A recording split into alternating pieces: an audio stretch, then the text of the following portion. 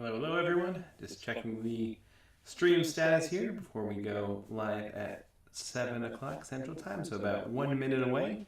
Thank you if you are here already. Doesn't look like anyone's here though, but why not start talking? And we'll get a little tweet sent, and then we'll get the ball rolling here. Let's see.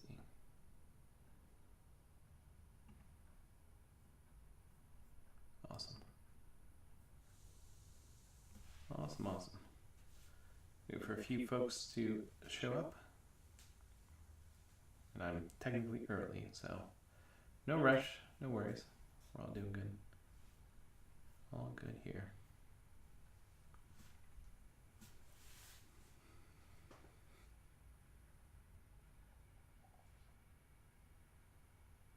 Alrighty. 7 o'clock. Hopefully a few folks show up. If not, we'll just hop right into it.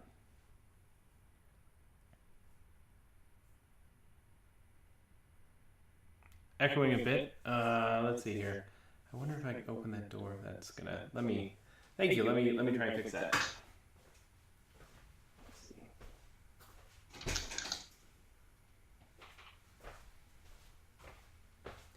That help a little bit? I can also bring this closer to me. Hopefully that helps. Not much more I can do to fix that without really starting to play with things. But anywho, welcome everybody. Thank you for joining me this evening. So what I've got on the screen right here is what I was posting on Twitter earlier today. I was kind of, actually this is another kind of fun thing we can look at. So the other day, where'd it go? I was tweeting about, or asked a question on Twitter, which I always think is super fun. Running those little polls. They introduced that a couple, feels like years ago. But basically, I just kind of put out a poll there about some ideas about what we could talk about during the week. Because I know we tend to talk on Saturday mornings. Where I'm going to really focus in on my portfolio and that whole process there. But getting about an hour in during the week also felt good because I had so much fun talking with everybody in the community we're putting together here. So everyone on Twitter was kind of a little all over the place, and granted there were some jumps there between the categories. But it seemed like folks wanted to stay focused on the portfolio, but also focus on UX. So those two tied. Coding was up there, and we'll certainly do some coding here. Idea validation was winning at the beginning, and then it sort of trailed off there. But that's kind of stepping into a bigger world of lean startups and business and entrepreneurship and all that good stuff. So I might cover that, but that'll be down the road, I think, a little bit. But it's an area that I'm interested in, so it's always fun to talk about. So coding will come later when we start coding out my portfolio, so I'm not too worried about that. But we can talk about portfolios and UX. And I thought a fun way to combine those two would be, for me, to help you guys with your portfolios and taking a look at what everybody else is putting together, and then me giving some sort of either review or something else. And so we had Katy and Cecil here. Look like they added their portfolios, which is awesome. So thank you for doing that. And I also wanted to talk a little bit about giving and receiving design feedback, because that's what we're going to do right here. We're going to I'm going to treat this as realistically as possible here. And when we're giving and receiving design feedback, I think one big thing, and I think this goes with most feedback, especially in like a work or professional environment. People really feel a lot of ownership over the work they do, and sometimes when we work on things in design or as creative in other disciplines, our egos can get caught up in the work that we're doing and producing, and that's, I think, natural and definitely healthy. Like if we didn't let that happen, we wouldn't really care about what we're working on. And so that's natural. So when you're coming in and you're stepping in and you're giving some feedback or a critique of something, it's really important, at least it has been in my experience, to be cognizant of that reality, right? You can't just go in there and start bashing everything that this person has done, even if you personally think it's terrible. You need to understand the context that they were operating in, and then also their maybe their skills and abilities, maybe the amount of time they spend on something, how much in a business setting, it's like how much time and money were we able to spend on this project, and things like that, and recognizing that I don't necessarily have the full picture in these cases. I just want to be cognizant of that when I'm giving my design feedback. And so that's just for me, and I think that's kind of coming from a UX user first mindset here. When we're giving feedback, we have to consider our user or our audience, and that is the person who is receiving the feedback. So all that kind of bundles in together. So just be aware of that. Never, and I don't know. I'm of the school of thought that you shouldn't go into a feedback session ready to tear apart or rip apart or bash the other person. Never, and that's kind of my goal. It's never about the other person. You always have to focus on the work at hand. And I think when you have a good culture and a good collaborative environment, people sort of understand that we're not talking about people's abilities or their interpersonal skills or anything like that. We're talking about the work itself, and if we can make the work better, then the whole team gets better as well. And that's something I've been on teams where that's not been the case, and I've been on teams that where that's certainly the case. I think right now I'm working at Lambda School as a UX instructor, and our team is very collaborative, and we're super open to feedback and talking, and we feel ownership. There's an echo going on with my mic right now. Oh boy, I don't know how I can really fix that here. Let me see if I can go into my settings. Sorry, I'm not the greatest AV expert, and it's weird that there would be an echo because I use this mic all the time. I wonder if it's. Let me look at one thing here. Sorry about that. Let's see if I can change that. That seems to be working. I'm sorry, I don't really know how to fix it.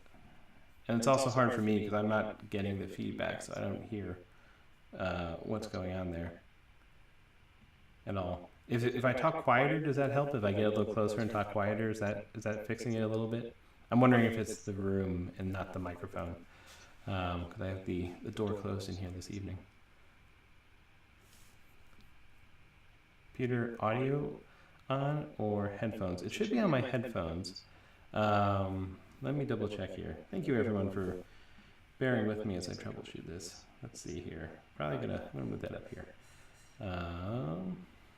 Sound. Yeah, that's coming through should be coming through my headphones. Yeah, so it's not. It shouldn't be looping back around, and they're not the microphone. I have there's a microphone here that everything is going through. So I'm wondering why that would be the case. Let me just double check that my earpods are working. They should be connected, but yeah, those are working. Spotify is playing through those. Well, that's frustrating overall. Is it better if I'm closer or if I adjust the microphone at all? How about now? Is that better? In the shot, try and get that out of there for everybody.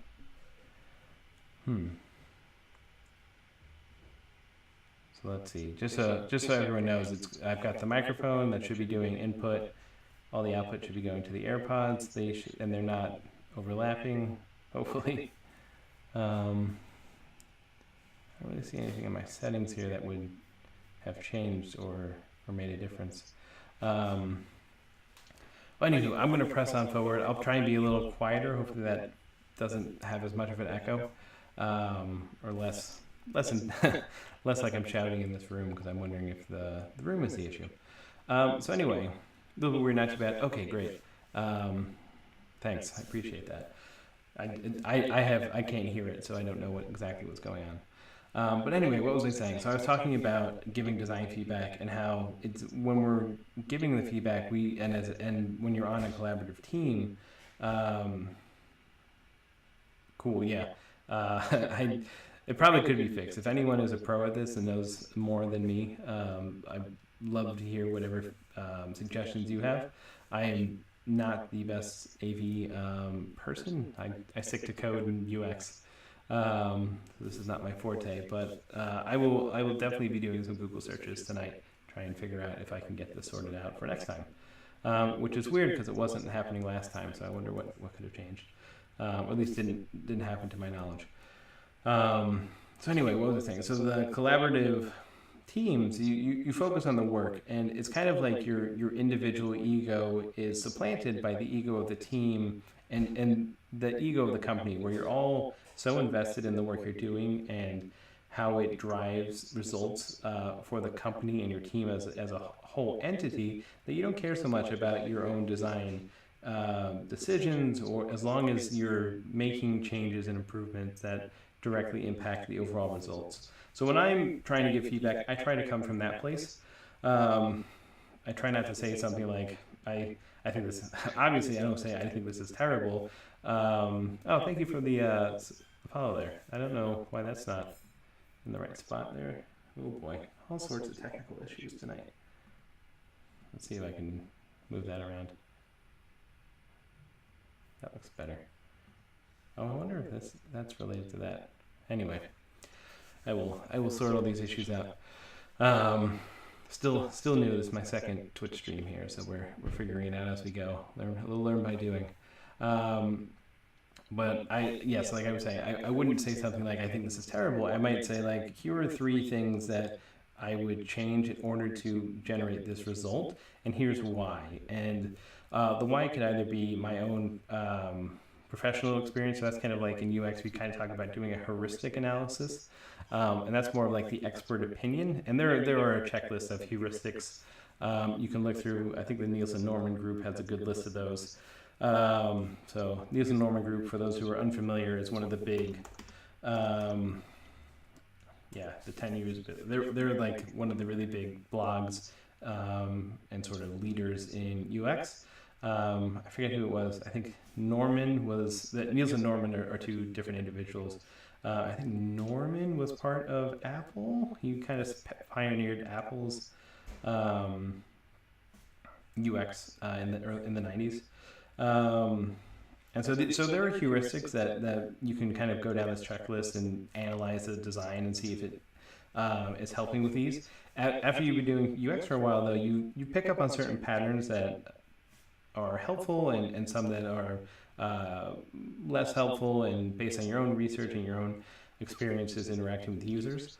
And so once you've internalized those, you can bring those to your own projects and get a feel for how you can improve an existing design based on your experience and professional expertise. And so I've got a little bit of that. And that's what I would hopefully bring to the table here when we're reviewing these portfolios. And so let's start here with Katy's. And so I just got it up last night. Love advice on the general professional design, if I should have a CTA on the homepage. Really good questions. And I understand you just got it up last night. No worries. Just having one is a great step forward. Nice. All right, we've got a lot of things going on here. So we've got some a dark mode in the upper left-hand corner. Hi, I'm Katy. Nice image. Full stack JavaScript developer. I like meaningful projects that help people. I enjoy working with the team, learning new things, and reading lots of books. Looks like we have some logos here for some skills. I think that's React, Apollo, or GraphQL, sorry. I don't know this one. Less, SQL, JavaScript. And these look like navigation links. Awesome. This is really nice.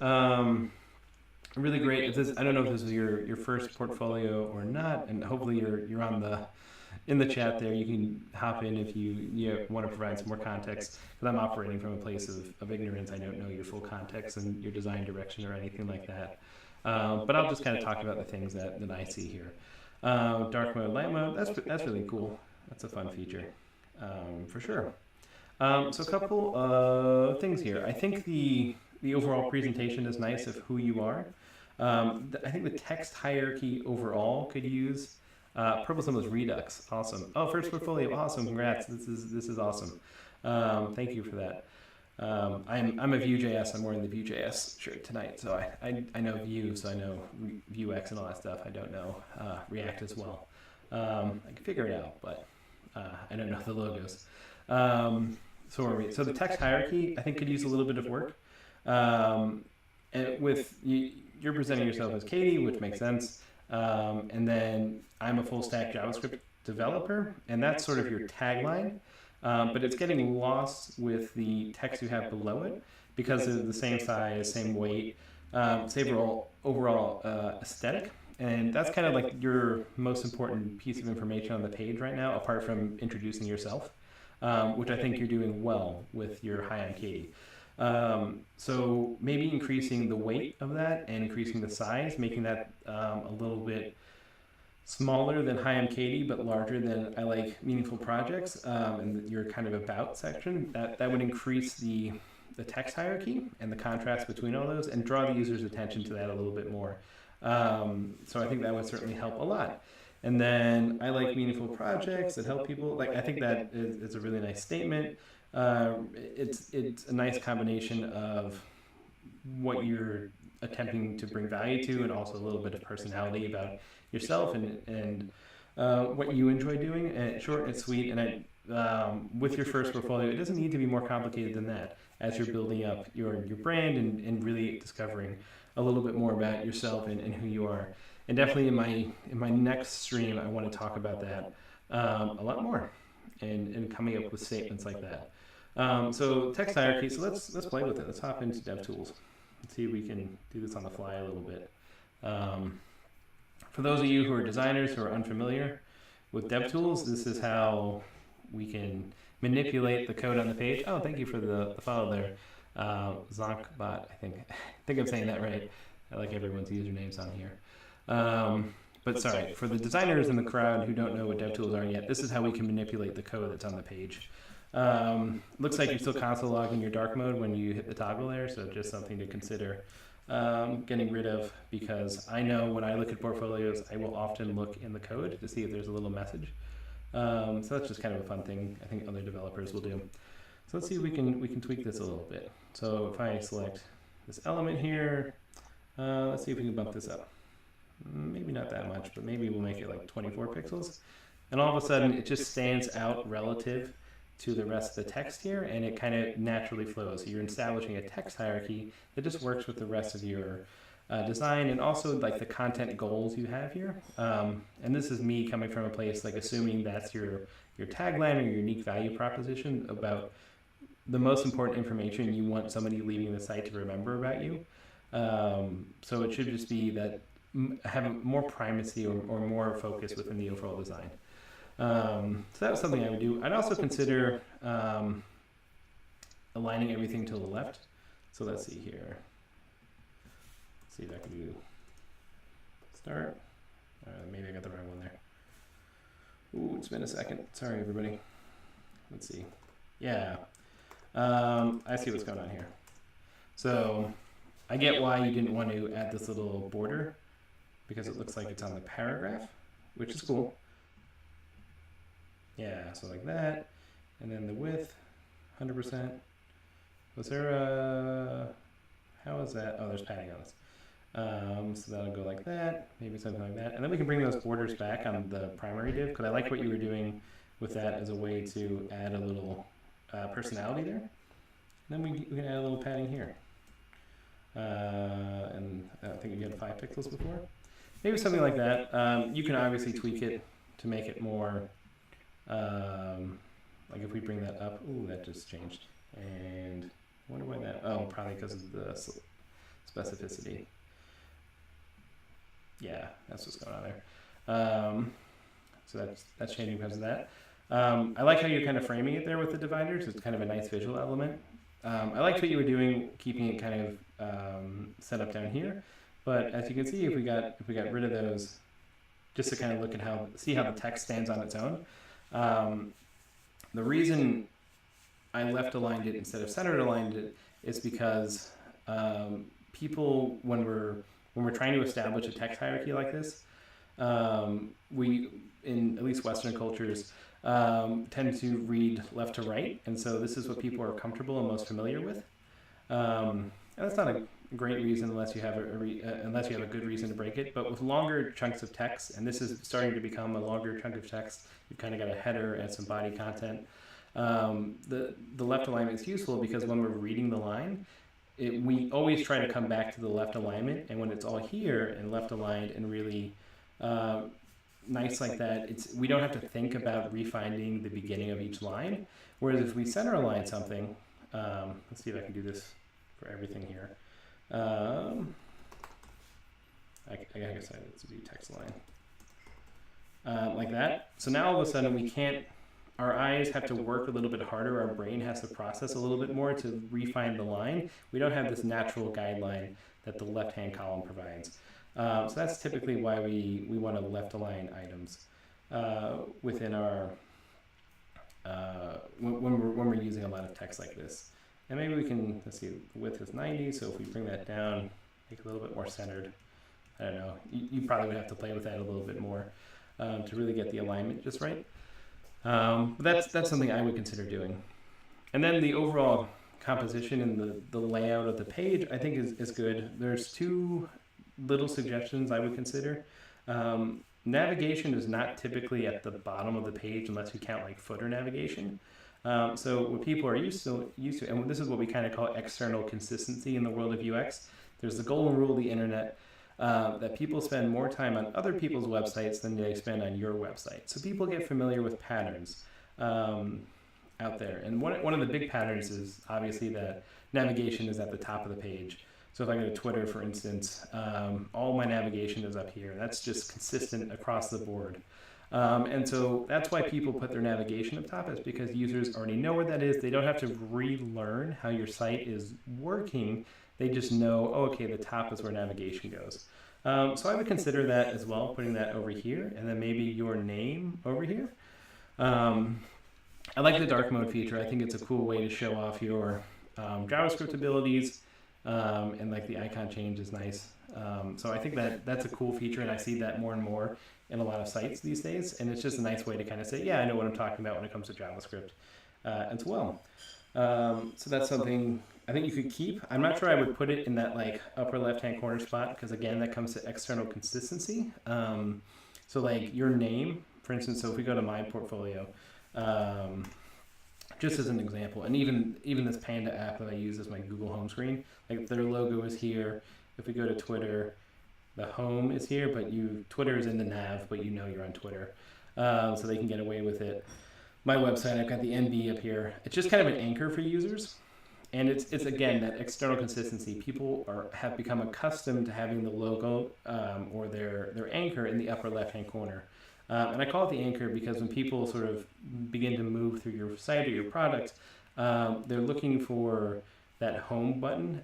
And a lot of times you can click on that and the logo or the brand name or whatever it is in your upper left-hand corner, and that'll take them home. And so if they can't find that, they start to feel really disoriented. It's kind of like if you were walking down a trail and you're following like the signs to go left or go right, but then all of a sudden you kind of get to a split and there are no signs. You would feel really lost in that moment. I've done that for sure on some hikes, and I always feel really lost in that moment. It's kind of the same concept, right? We could send the user through our website, and all of a sudden if we don't have a signpost where they're expecting it, they feel really lost, and that's generally when we're going to lose them. So that's why we focus so much on that navigation, and that's called that whole subject is called information architecture, and it's a really fascinating subject that you can specialize in and spend a lot of time in. Awesome. So those are kind of my quick tips for your images here, your logos. I like them. I think so you have like a background on this React one. Oh, nice. They have text. That's nice. See, I wouldn't have known that until I hovered. Les also has a background on it, but I don't think it does necessarily. So I would consider making those transparent, and that might also help when you do the switch from dark mode as well. So if they were transparent, they might stick out a little better. If they don't start sticking out, though, one thing you consider doing is putting all of them in like little circles, and then you're just bringing consistency to the overall design and presentation of them, which I think will help the user kind of understand that these are all related. because as a developer, and yes, developers are part of the audience probably, they can come in and kind of say like, oh, this is React, or these are less, which is CSS and SQL. Okay, MySQL great, or whatever, Postgres, whatever, JavaScript. We already understand what these logos are, but for maybe a hiring manager who's in HR, who might kind of be a tech oriented but not know everything, they'll kind of say like, okay, I can probably guess what these are, but I don't have any idea. So maybe including a label, kind of saying like my favorite frameworks and languages, or something like that, or my skills, my top skills, something like that, just to provide a little bit more context. Thank you, Andy, for the follow there. A little more context for the user, I think, would be really helpful, because again, thinking about that audience, if it is a bunch of developers, great, no worries. But if you're thinking this is going to HR and to hiring managers, that might be something to consider. And then, yeah, moving this to the top somehow, I think would be useful. But overall, like, your overall design aesthetic is really nice. I think the gradient background is modern and cool, and it really kind of shows a fun part of your personality. The dark mode, again, really great feature to kind of highlight your skills. I think your typography choices are nice. I didn't notice it, and I didn't look here, so we can just check it out. Let's see here. Where's the computed? Oh, I'm looking at it, dude. Let's see, what are we using here? Carla. I don't think I've ever used that one. It's probably, is it Google font? We can look. Let's see here. I don't see it. I could be missing it. Awesome. I think it's a nice font. I think it has some nice personality to it. Sans serif for those of you. Google font, awesome. Yeah, they're easy. They're nice. They're free. I think that's the big seller. But it's a nice font. Good choice here. So overall, the content I think makes a lot of sense. A few tweaks to the overall presentation and text hierarchy and information architecture, and you're well on your way to a really great portfolio. And I feel like you had specific questions, so let me go back to Twitter and see if I can pull those back up. Or you feel free to throw them in the thread here if you have other ones. One more reply here.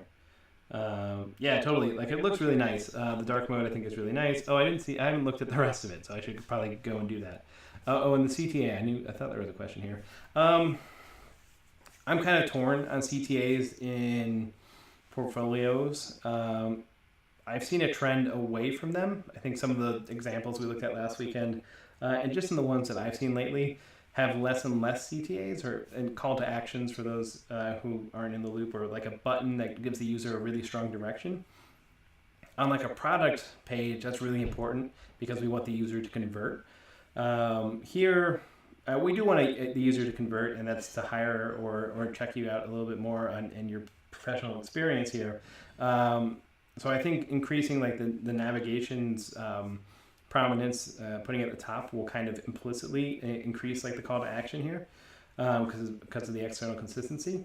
Maybe having something like contact me, or learn more, or see my work, or check out my resume, something like that might be an appropriate call to action. And those are kind of general, but really take like a chance to reflect on what you want the purpose of your website to be. If you want it to be more informational, like, or your portfolio, what the purpose of that you want it to be. If you want it to be more informational, just kind of a landing page for you, and you've got your domain, and that's all, the domain of your name.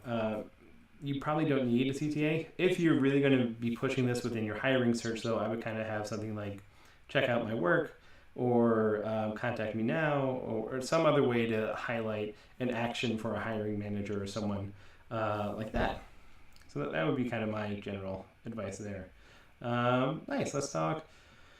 This is all looking good. Ooh, don't want that popping in there. Form looks really nice. I like this kind of presentation of the information. I think that a nice kind of hover effects there. That's really cool. These links, yeah, awesome. And those are kind of the big four ways to contact. As a general usability best practice, you tend feel like something is missing to add structure on this page or on a different page.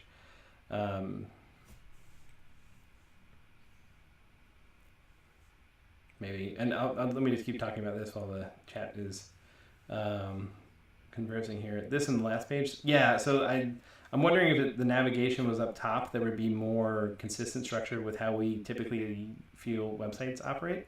Also, maybe making dark mode like the last link on the right, and then having Katy's name on the left hand side here would help anchor us into that this is her website. Because now if somebody, so in Google, for instance, if somebody did a search for Katy and came up upon the contact page instead of the landing page, they could jump right into this page, and there's no way to anchor and say like and orient themselves and get an understanding of what exactly they're looking at. Like they would know they're looking at a contact page just based on the content, but they wouldn't know it's Katy's per se unless they looked at the URL, and most users aren't typically savvy enough to do that. Maybe in the text space they are, but the average user probably not.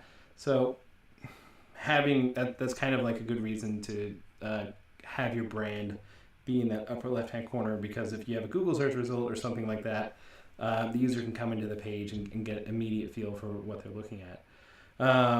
Just like a typographical structure, interesting. I think everything. This is all React. I was wondering why my changes hadn't refreshed. Let's see here. Yeah, I think working on that text hierarchy would definitely help a lot to add some of that structure and some of the things we talked about with the information architecture. So I think we need to iterate to that next level, improve it to that next level, and then we can come back and give some more design feedback. And that's the thing, like a lot of times we see a design, we want to make wholesale changes and reconfigure the whole thing, but sometimes it's just like a little one or two tweaks, right? And we do those changes and we then reassess where we've come to. You do some usability or A/B testing and kind of say, okay, we fixed one or two or three issues. Now we can go out and fix the next 2 or 3 issues. And you can, over time, get to a much better design than kind of saying like, all right, we're going to scrap everything and start from scratch again. That is a strategy as well. And if you're familiar with like math and calculus, that's the concept of like a local maximum. So if you have like a chart, you can have like a curve, and like the top of the curve could be the only part of the curve that you're looking at. And so you can think that you're at the highest point along that line, but if you scaled out and actually looked at the full curve, you'd realize that there's a much higher place to get to. And sometimes starting from scratch is the only way to break your existing design paradigm and move to that higher true maximum. So that's a term designers have borrowed from math, believe it or not. And so that there's an advantage to that. But for something like this, where I think the foundations are really solid, iterating slowly and doing some design tweaks or two, and then reassessing, I think would probably be a better approach here. So I think maybe making some of the information architecture changes we were talking about, and then the text hierarchy here a little bit, and then reassessing and moving from there. I think some really interesting stuff could be done with the layout. Maybe if you moved your profile image over here, and then it said, "Hi, I'm Katy" on the right of that, and then I'm a full stack JavaScript developer, and then you're about, and somehow repositioning the icons, the skill icons to go with that, or doing something creative with the rest of the page. That could be an interesting way to go about it. But again, that's we're rethinking the entire design here as opposed to just doing an iterative improvement. So trade-offs of both approaches here, but I was kind of following the iterative improvement approach. Let's see here. With this form itself, you have inline inline fields here.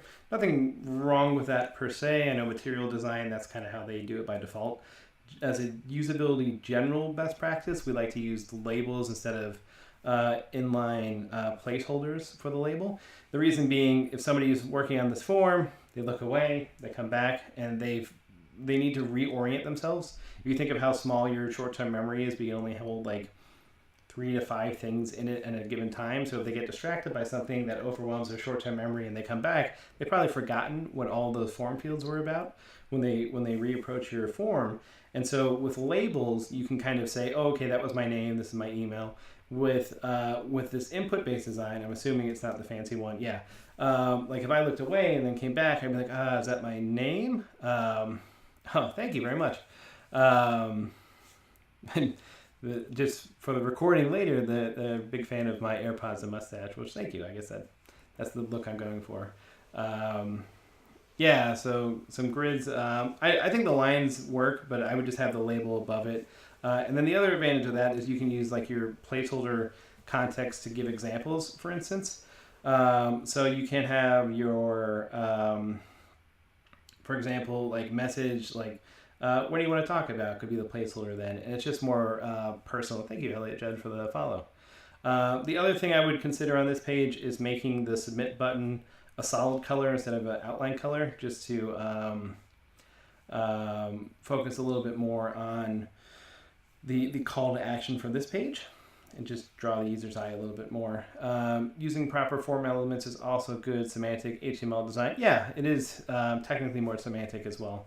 And also for accessibility purposes, if somebody's using like a screen reader or something like that, they can parse those forms much easier than the workarounds we would have to do to make this form accessible. So another consideration to have. Let's look at the portfolio itself. Oh, nice. I really like the GIFs there, and I'm probably going to offend some people with that pronunciation. Really cool. View this site's code. That's a really cool call to action. I like that a lot. It's the affordance that is a clickable link looks like it's just the cursor. I don't see necessarily a hover effect. So I would encourage that, or encourage an underline to really make it look clickable. I think these buttons here are all perfect as well. Are all good affordances. It looks more clickable. You, again, consider maybe making one of them more of a solid color and one of them less, or this probably is fine for what we're looking at here. And this is all scrollable. See more. This is pretty cool. Oh, nice. That takes you to GitHub. That's pretty cool. Nice. Again, with projects and portfolio. So one thing to notice is like this says portfolio down here, but this says projects up here. A little bit of confusion there, possibly. This is such a simple site that I don't think it would be the end of the world for people, though. Using borders like this is a good way to distinguish content, but I wonder if we could have done it in a slightly different way, so where we didn't need it. Like a border is like a really developer way to think about how we can separate elements on the page, whereas a designer might try to use more white space and background separation and shadows. So just kind of thinking about something like that right now and doing this very quickly. So we have this card style here, and we have the border bottom. So what if we did something like background white, color, and I'm probably going to ruin, that's not going to even work. That's not the one I wanted. And then if we just said margin bottom, something like that. And I'm just going to get rid of the border on the outside here. Oh, one more. Yeah. And to see how the cards start to come together. And then if we did like a box shadow, how are my values here? I think 0, 0. I haven't done a box shadow in a second. Let's say, I think that's the y-axis, 1 pix. No, I probably need a color in here. I think I'm doing this right. 0, 0, 0, 0.1. I don't know if I have that backwards or not. Probably have it backwards. When you don't practice code every day, it goes away. And I have not been practicing it every day because I've been writing curriculum and doing my UX duties. So definitely something to keep in mind. It's like riding a bike. You can figure it out eventually, and if anyone has wants to help me with a code snippet here, I'd appreciate that as well. Let's see here. We're going to get there. All right. For some reason, that's not working. But I actually would not alternate the color scheme here if I'm understanding this correctly. I would keep all the cards white for consistency's sake. That way the user knows that these are all the same element on the page and they're presenting the same information. When you start just changing the color palette for similar elements,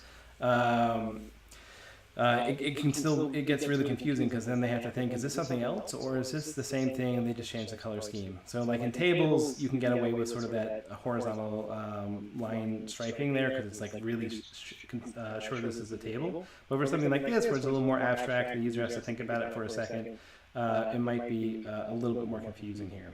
So let's see if I can change the color of the text here just to make this all come to life a little bit more.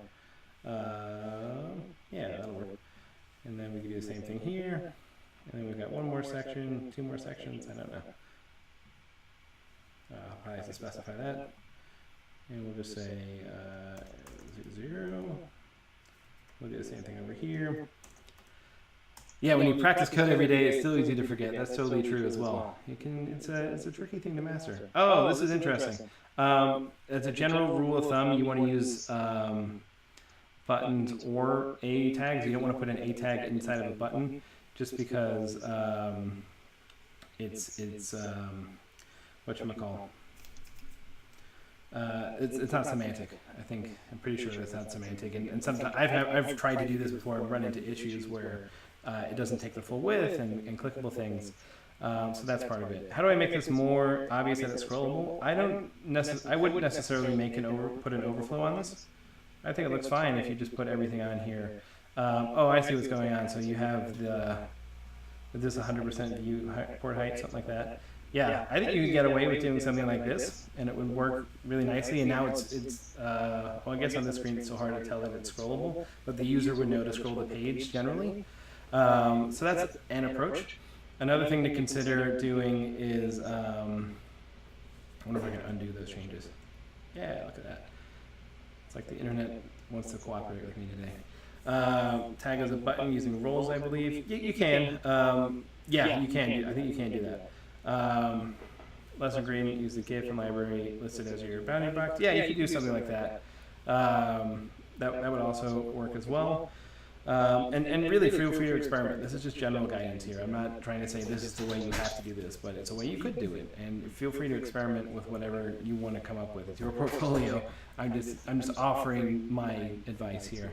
Another way to indicate that it's scrollable, it would be to put a little arrow on here that maybe, or having it be more of a lazy load, where the C more is higher. Another thing to focus on is maybe you pick your 3 best projects that you want to really show off as well. That could be a way to limit the amount of data you're showing, and then it wouldn't necessarily have to be scrollable. So that's an approach as well. You can also do things. I've seen Steve Shoger, who is a designer on Twitter, has talked about this with tables on mobile and kind of dealing with the horizontal scroll. And that's a thing where he puts an opacity on the side of the table that kind of blends into the background color. So it looks like there's content. Yeah, Sugar's amazing. He's a really cool dude, and his book Refactoring UI that he wrote with Adam Wathan is just phenomenal. I highly encourage you guys to check him out and Adam as well. They're both really awesome designers and have really cool thoughts about designing. But they use a gradient that kind of blends into the background, and it kind of highlights that there is more content this way. And so you could probably maybe do something along, and that's hard to visualize, I know, just from the description, but maybe something along the bottom that kind of makes this look like it's disappearing somehow, and kind of a hint to the user, oh, okay, there's something more here, and if I interact with it, I can keep going on. Let's look at the blog. Yeah, I think the blog could use a similar approach. As well, and a clear call to action, read post or read more, kind of like you have here with these calls to action as well. So that was Katy's portfolio. A big round of applause. Great job. That was awesome. Really putting that together and being willing to share with us and get some feedback. I hope that's useful feedback. I hope you can use it however you want. This is all free for you. So if you don't want to use any of it, that's totally fine. If you want to use bits and pieces of it, awesome. Just do it your way. It's your portfolio, and this is the one, portfolios are the one site where we get to have a little bit of fun and do things your way. So do it your way if you really want to do it that way. Have a rationale and a logic, but do it your way. Awesome. Let's see here. Bump this back up, and then Cecil. I hope I'm saying your name right. Also wanted some help as well. So in particular, the About section and the overall colors, is it too brown? Let's take a look here. Alrighty. So, cool. So we've got a few things going on here. Oh, okay, that's kind of cool. Is that almost parallax? Yeah. That's an interesting effect. Now we got to call out a little form at the bottom. Nice. So let's see here. I assume this right here is the about section, and and this is not. So let's start on the left-hand side and work our way over. So I'm Cecil. I'm sorry. Cecil, I'm a web developer and a software engineer from Northern California. I'm currently a student at Lamb School. Nice. Awesome. I like the right alignment you're going for there. So I know spent like 5 minutes talking about how left alignment is important. This is probably just, I mean, we're pushing it a little bit, but that's like probably the most amount of text you would want to left or center align, or center and right align. So I think you're making it work. And so it's okay there, and it works with like the rest of the design aesthetic that you're going for. Let's see here. I'm looking for these brown colors, and I'm not really seeing them.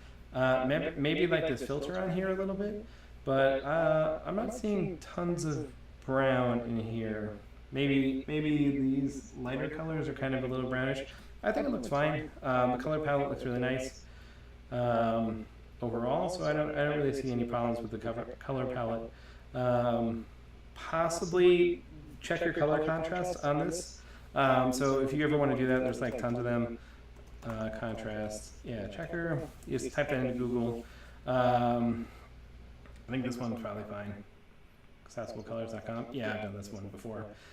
Just to make sure, and I think you can come in. Let's see. Yeah, you can come and change all these up here, and it's got to be valid.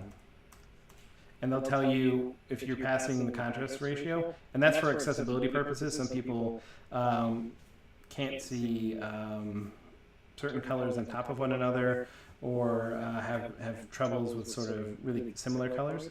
And so the accessibility guidelines are there to help you pick colors that work and work together. And so let's see here.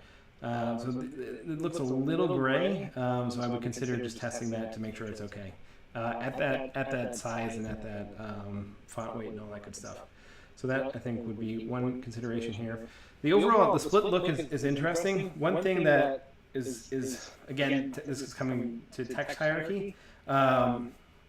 The left hand, like they're both competing with each other. The left-hand side and the right-hand side. So that's kind of why I was looking back and forth a little bit at the beginning.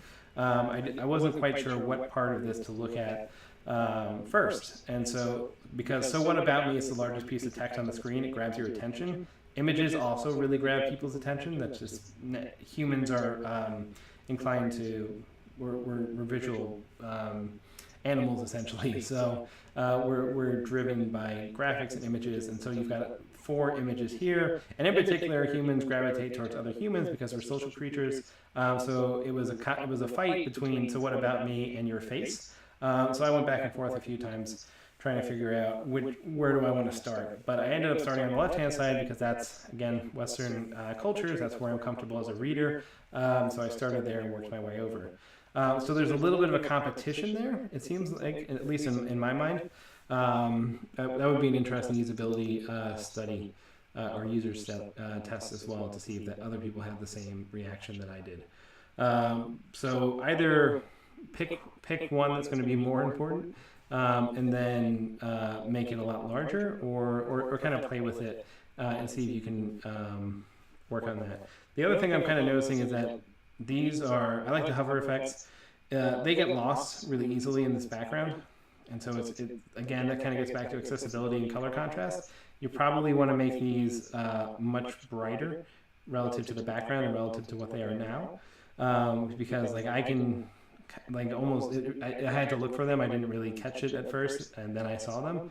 And I've got okay eyes, so if somebody has different issues and everything, they could have a harder time finding that, especially maybe thinking about older people. Like, if you think of the average age of a hiring manager, they might be a little bit older.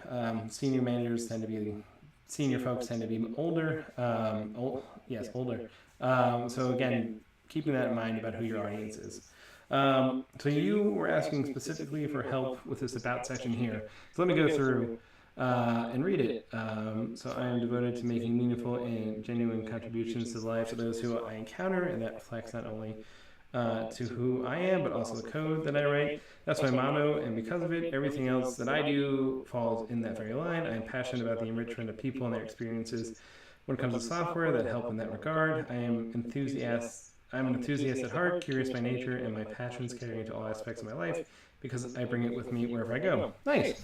Again, nice job like saying who you are, what really drives you and motivates you. I think that's an important statement to make here. And I think you kind of connect it back to how, I know, it's like, your mom's cute AF, or as, I don't know how the cute ASF.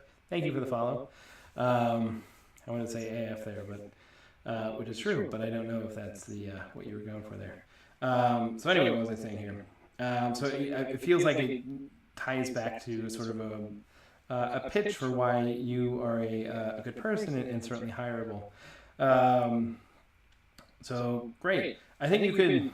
It depends on the direction you want to take this. I don't think I know enough about your context to really provide super in-depth feedback on it. If you're writing this more for an informational site, I think this is perfect and a great direction to go.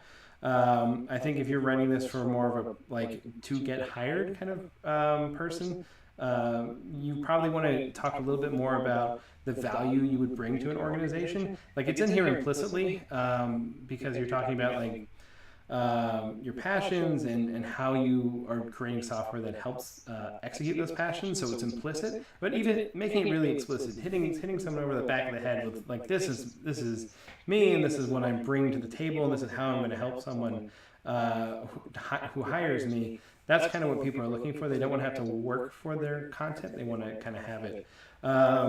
So I don't really have enough time here to really kind of go through and workshop it too in depth. Let's see if we can work on this first sentence a little bit. So I'm devoted to making meaningful and genuine contributions to the lives of those who I encounter, and that reflects not only to who I am, but also the code that I write. So I would consider flipping this because this is like a developer site. So saying something like, I write code that makes meaningful and genuine contributions in people's lives. Something like that. That is a more direct and action-oriented and compelling statement than sort of this roundabout way to what we were talking about here. And that immediately grabs like a hiring manager's attention because you're leading with, I write code. So that's like, okay, this is what you do.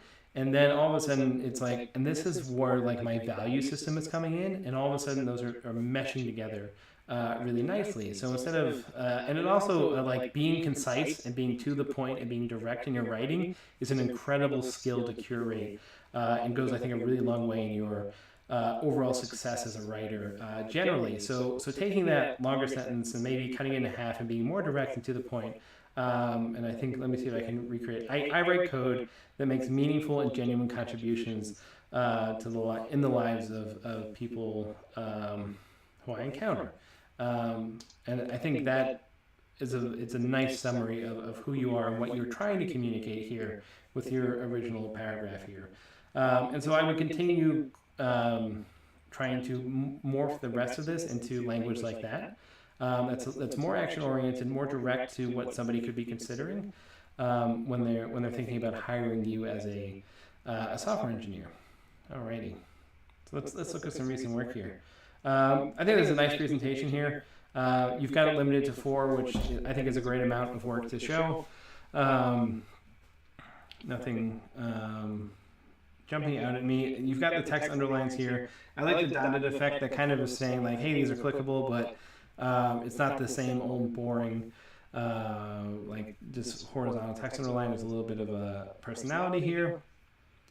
Yeah, and that's nice to have that sort of affordance here as well. The see more at my GitHub, again, a nice approach. That button blends in a little bit with the page, so maybe increasing the spacing a little bit between the gallery up top and that, kind of maybe making this equidistant between the two. Again, creating a little bit more white space, a little visual separation would help make it stand out a little bit more. And maybe making the button border, honestly, the same color as the text, I think would also help it stand out as well. But good idea not to make it the same exact color as the send message, because that's more of a call to action than this guy is. the labels are not here as well. I just had the same comment about that. Generally, having labels is the way to go. If you can make a compelling case not to have them. For instance, I think a compelling case for this form would be it's 3 fields. Nobody's going to really get distracted as well. So you can make that argument, and I think in some cases that's acceptable. You've got your address up there, general address, phone number, email. It's all good. And I like the icons as well. The sizing is a little bit different on all those. Like this looks really small relative to these 2 icons, and honestly, the email one looks really big relative to the other 2. So maybe working on that. One really good tip: if working with icons is hard, especially if they're like different shapes and different sizes, and you can't get the right relative width and feel. So if you create circles that are the same size and put the icon inside of all that, you increase the general consistency. And it kind of tricks the eye into thinking that the icons are more consistent than they actually are. I like saying you could help to tweak the paragraph and Hemingway app as well to help with the readability. Yeah, Hemingway app is a great tool that helps not only with like spell check and stuff like that, but it also really forces you to think about the length of your writing and how you can shorten it and make it more direct and more clear and more action oriented. It basically tries to force you to write like Ernest Hemingway, and he was very famously known for short, direct writing. So that is what it is trying to do. And overall, let's see, I think that's a nice mobile responsiveness. Good job there. And that's kind of fun keeping that footer like that. I've got no major whoa, red flags, we need to fix something here. I think all of this is really solid, really focusing in on your content there and work on it. Like this is a really good first attempt. I think you've got the heart of your content here. It's going to take a little bit of polish and really focus on making it action oriented and making it more focused on what what your audience is probably looking for, and just make it easy for them to read, right? And this comes to usability as well, right? When we could write long paragraphs about tons of information, and that's good in some context. If we're writing a scholarly article, you want that, or a business report, sure, that makes a lot of sense. But when a hiring manager who's looking at 200 applications for one job posting, and you've got less than 10 seconds to make a really great impression on them, all of a sudden your content needs, you just have to really concisely summarize who you are and what your value you're bringing to that person, so that way they can get a really fast and good impression about you. And so that would just be what I would consider here. So what about me too? That I like the personality that's coming through, but it seems really casual in the context of this portfolio. The portfolio itself, I think, is nice, but it has a certain formality to it. Apart from your photo, there's not tons of personality coming through in other places unless you really get into your writing. So it feels a little jarring with the rest of the content design. So maybe something like just going with a simple about me, or more about me, or even breaking this content up into 2 sections, maybe kind of having a primary paragraph up top that's kind of this is the value I bring, and then the bottom one why I do it, and that could talk more about your passions and your design, your philosophy that you're bringing to the table here, in terms of your meaningful and genuine contributions, and maybe that would be an interesting way to split it up too. But overall, really nice job. This is super solid. I think it's got all the important details here. It's got all the information to contact you, which I think is an important part about it. Social media icons, we talked about that a little earlier, making sure that those are the color contrast is there so people can see them because they blend in a little bit. And maybe even considering including them consider including them over here as well. That might be another just reinforcement of a way to get in touch with you. But overall, it's super solid. Nice job. Give you another round of applause for that. That's real super solid.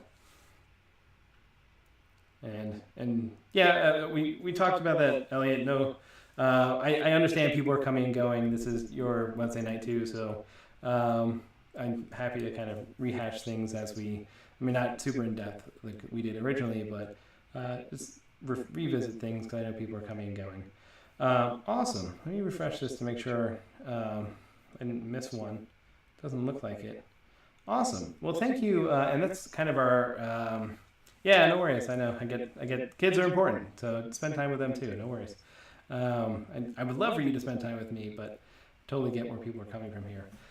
So overall, thank you both, Katy and Cecil, for sharing. That takes a lot of courage, and I want to recognize that. So thank you so much for sharing. It's not easy. Hopefully you got a lot of traffic though tonight from everybody else checking it out, and from Twitter and everything like that. So again, thank you for sharing so much. It really, the work is awesome. You've got such strong foundations here. It's just about taking it to that next level and leveling it up and continue to work with that polish. Because you got to start from somewhere, right? You can't, like, portfolios don't spring into the ether from nowhere, right? You have to start with something and polish it up and work on it and iterate it. If we actually, that would be a fun exercise. I had a portfolio before my first portfolio, or before the one I've been showing everybody on these streams. I don't think I have the code anymore, but it would be interesting. I think I have the design photo saved somewhere, so we can take a look at that and kind of see where I came from. And I think I had one even before that, so I've probably gone through 4 or 5 portfolios, and I just had this latest version and the one I'm working on. And so it's a process. It takes time, and it's okay to start with what you have and just work on making it better. Thank you, Captain Crunch 29, for the follow. I appreciate it. So anyway, that's the stream tonight. Thank you all so much for coming. We'll hopefully catch you in the next one. Until then, have fun working on these portfolios. Keep working on them, and we'll see you next time. Have a good night.